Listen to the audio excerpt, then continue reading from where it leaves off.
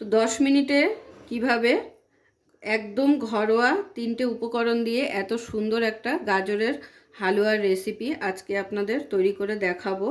তো একদমই কম উপকরণে কিন্তু আজকের এই গাজরের হালুয়া আমার। আর আজকের এই গাজরের হালুয়াটা আমি খোয়া ক্ষীর দিয়ে তৈরি করেছি। এর আগেও কিন্তু আমি একদিন গাজরের হালুয়ার রেসিপি দিয়েছি, কিন্তু সেটা ছিল খোয়া ক্ষীর ছাড়াই। আর আজকের এই রেসিপিটা সম্পূর্ণ খোয়া ক্ষীর দিয়ে তৈরি হবে। দেখতে এতটাই সুন্দর হয়েছে আর খেতেও কিন্তু অসাধারণ হয়েছে, না খেলে কিন্তু বুঝবেন না। আর কিভাবে রেসিপিটা তৈরি করছি তার জন্য কিন্তু পুরো ভিডিওটা আপনাদের দেখতে হবে, সঙ্গে থাকতে হবে। আর একদমই কম উপকরণ দিয়ে, কিন্তু 3টে মাত্র উপকরণ দিয়েই আজকের এই রেসিপি আমি তৈরি করে আপনাদের দেখিয়ে দেবো। তো চলুন শুরু করছি আজকের গাজরের রেসিপি আমাদের গাজরের রেসিপি শুরু করার জন্য এখানে আমি নিয়েছি 1 কিলো লম্বা যে লাল কালারের গাজরটা হয় সেই গাজরটা। আর এই গাজরটা দিয়েই কিন্তু গাজরের হালুয়াটা টেস্টি হয়। যে অরেঞ্জ কালারের গাজরটা আছে ওটা কিন্তু অতটা টেস্ট হবে না, এই গাজরটা দিয়েই কিন্তু খুব টেস্ট হয়। আর আজকের গাজরের হালুয়া কিন্তু আমি খোয়া ক্ষীর দিয়ে করব। 1 কেজি গাজরের জন্য আমি এখানে 500 গ্রাম খোয়া ক্ষীর নিয়েছি। মাত্র 3টে উপকরণেই কিন্তু দারুণ টেস্টি একটা গাজরের হালুয়ার রেসিপি তৈরি হয়ে যাবে। আর গাজরগুলোকে আমাদের গ্রেট করে নিতে হবে। তার আগে আমি একটু ছুলে নেব গাজরগুলো।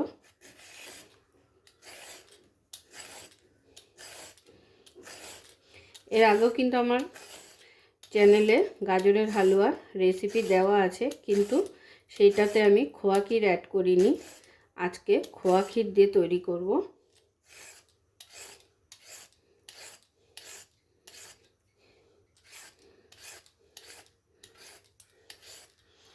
তো প্রথমে সমস্ত গাজরগুলো এইভাবে ছুলে নেব।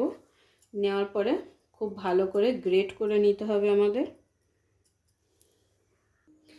তো দেখুন গাজরের সমস্ত চোকলা আমি ছাড়িয়ে নিয়েছি। এবারে গাজরগুলোকে একটু ছোট ছোট করে টুকরো করে নেব। যেহেতু অনেকটাই লম্বা লম্বা গাজরগুলো, তো সেই জন্য একটু এইভাবে ছোট ছোট পিস করে গ্রেট করতে আমাদের সুবিধা হবে। সব গাজর কাটা হয়ে গেছে। এবারে একটা গ্রেটার নিয়েছি, গ্রেটারের মধ্যে সব গাজরটাকে গ্রেট করে নেব।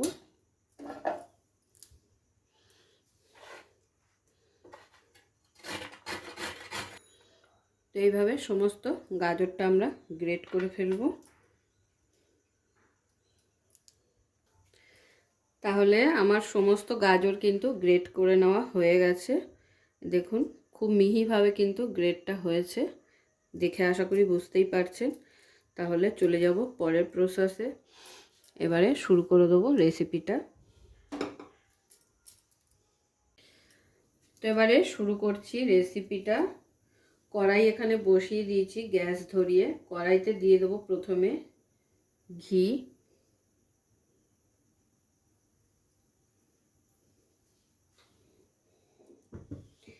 ঘিয়ের মধ্যে আমাদের এই গাজরটাকে কিন্তু প্রথমে ভেজে নেব।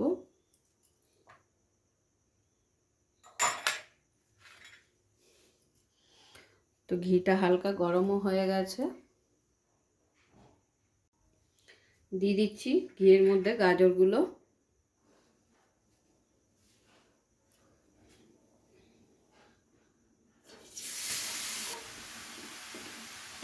তো ঘিয়ের মধ্যে হালকা নাড়াচাড়া করে প্রথমে আমাদের গাজরটাকে ভেজে নিতে হবে।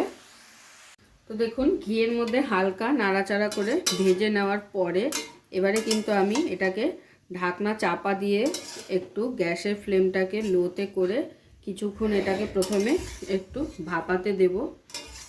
এইভাবেই তো দিয়ে দিচ্ছি ঢাকনা চাপা। আর গ্যাসের ফ্লেমটাকে কিন্তু অবশ্যই লোতে করে নিতে হবে। এইভাবে ঢাকনা চাপা দিয়ে প্রথমে গাজরটাকে একটু হালকা ভাপিয়ে নেব। আর দেখুন যতক্ষণে আমি গাজরটাকে ভাপিয়ে নিচ্ছি ততক্ষণে আমি আর একদিকে কিন্তু দুধটাকেও ফুটিয়ে নিচ্ছি। তো আর একটা কড়াইতে আমি এখানে 1 লিটার দুধ ফুটতে বসিয়ে দিয়েছি অলরেডি। দুধটা ফুটিয়ে নেব আলাদাভাবে। তো তো দেখুন প্রায় 5 মিনিটের মতো হয়ে গেছে, আমি ঢাকনা চাপা দিয়ে এটাকে হালকা ভাপিয়ে নিয়েছি। তো দেখে আশা করি বুঝতেই পারছেন এতক্ষণে অনেকটাই বেশ মজে গেছে। কিন্তু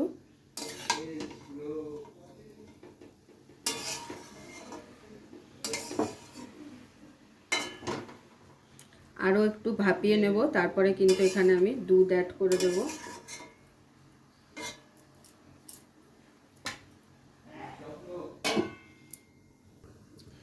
তো দেখুন আবারও প্রায় 5 মিনিট হয়ে গেছে, আমি ঢাকনা চাপা দিয়ে রেখে দিয়েছিলাম।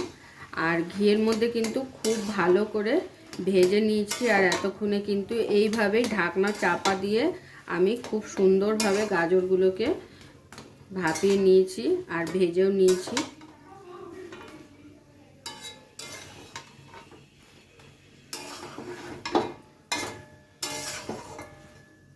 এবারে কিন্তু আমি এখানে দুধ অ্যাড করব। তো এবারে আমি অ্যাড করে দিচ্ছি দুধটা কিন্তু আমি এখানে মেজারিং কাপ মেপে দিয়ে দিচ্ছি। গাজর কিন্তু খুব ভালোভাবে আমার ঘি দিয়ে ভেজে নেওয়া হয়ে গেছে। দুধটা দেওয়ার পরে দেখবেন গাজরের কালারটা খুব সুন্দর চেঞ্জ হয়ে যাবে। এতক্ষণ যেহেতু ভেজে নিয়েছি ঘিয়ের মধ্যে।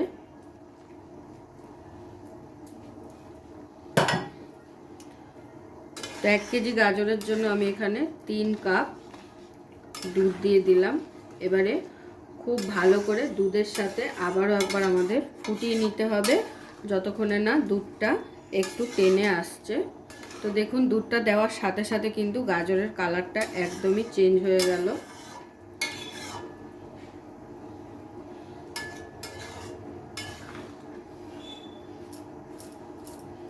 এবারে হাই ফ্লেমে করে দিয়ে এটাকে খুব ভালো করে আমরা ফুটিয়ে নেব।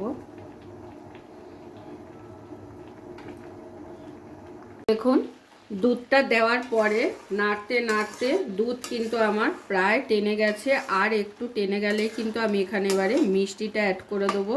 আর এতক্ষণে গাজরও কিন্তু খুব ভালোভাবে একদম সেদ্ধ হয়ে গেছে, গলে গলে গেছে। আর দুধ যতটা দিয়েছিলাম আমি এখানে 3 কাপ মেজারিং কাপের 1 কেজি গাজরের জন্য, এখানে এটা আমার 250 মেজারিং কাপ। তো 750 দুধ দিয়ে দিয়েছি আমি টোটাল। তো দুধ একদম টেনে গেছে। এবারে আমি এখানে অ্যাড করে দিচ্ছি মিষ্টির জন্য চিনিটাও কিন্তু আমি মেপেই দেব।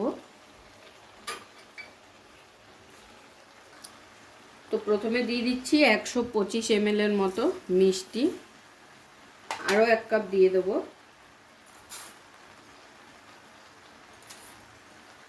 তাহলে টোটালে দেওয়া হবে 250। তো প্রথমে আমি 250 চিনি দিচ্ছি, যদি প্রয়োজন হয় মিষ্টি তো পরে আবার অ্যাড করে নেব। যেহেতু এর মধ্যে খোয়া ক্ষীর পড়বে, আর খোয়া ক্ষীর যেহেতু হালকা মিষ্টি হয়, তো সেই কারণে মিষ্টিটা আমি আগেই কম দিলাম, পুরো 250 কিন্তু দিলাম না, এই যে সামান্য রয়ে গেছে। পরে মিষ্টিটা চেক করে আবার অ্যাড করব। এবার যে চিনিটা দিয়েছি, চিনিটা দেওয়ার পরে কিন্তু আবারও একটু জল ছাড়বে, কিন্তু নাড়তে নাড়তে আবার কিন্তু আঠালো একটা ভাব হয়ে যাবে। তো দেখুন চিনি দেওয়ার সাথে সাথে আবারও একটু জল জল ভাব হয়ে গেল।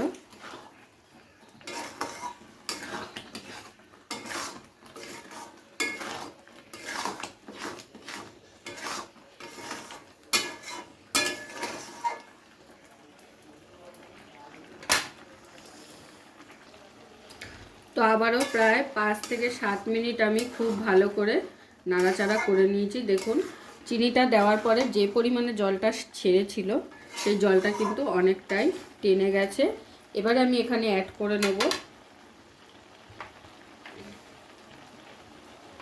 ভালো একটা ফ্লেভারের জন্য সামান্য কিঞ্চিত একটু এলাচের গুঁড়ো। এটা অপশনাল, এটা আপনারা চাইলে অ্যাড করতেও পারেন, নাও করতে পারেন, তবে দিলে খুব সুন্দর একটা ভালো ফ্লেভার আসে।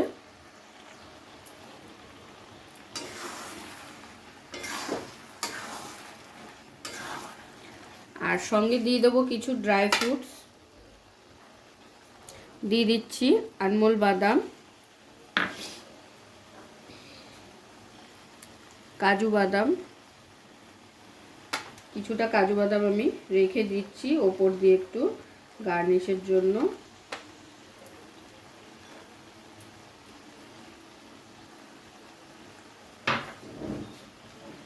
আর তার সঙ্গে দিয়ে দিচ্ছি কিশমিশ, পেস্তাও দিতে পারেন, তবে আপাতত আমার কাছে অ্যাভেলেবেল নেই পেস্তাটা। তো ঘরে যে ড্রাই ফ্রুটসগুলো ছিল সেগুলোই আমি এখানে অ্যাড করে নিলাম। তো ড্রাই ফ্রুটসগুলো দিয়ে আবারও খুব ভালো করে সমস্ত কিছু একসাথে একটু নাড়াচাড়া করে নিচ্ছি। আর সর্বশেষে দেব খোয়া ক্ষীরটা। খোয়া ক্ষীরটা সবার লাস্টে দিয়ে দিলাম।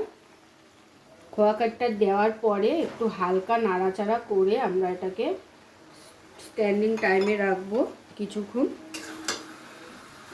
খোয়া ক্ষীরটা দেওয়ার পরে কিন্তু খুব বেশি আমাদের এটাকে রান্না করতে হবে না।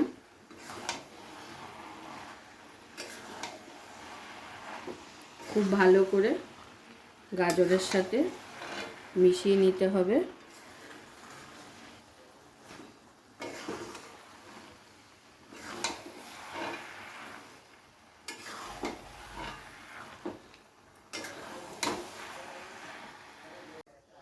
তো দেখুন খোয়া ক্ষীর দিয়ে আমি কিন্তু 2 থেকে 3 মিনিট একটু নাড়াচাড়া করে নিয়েছি। এবারে কিন্তু আমি এটা ঢাকনা চাপা দিয়ে স্ট্যান্ডিং টাইমে রেখে দেবো। তারপরে গরম গরম সার্ভ করে আপনাদের দেখিয়ে দেবো যে আজকের এই গাজরের হালুয়াটা আমার কতটা টেস্টি আর কতটা সুন্দর হয়েছে। তো দেখে আশা করি বুঝতেই পারছেন।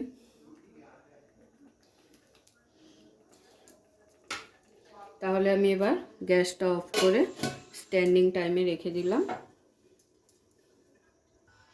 তো প্রায় 5 থেকে 7 মিনিট আমি স্ট্যান্ডিং টাইমে রেখে দিয়েছিলাম।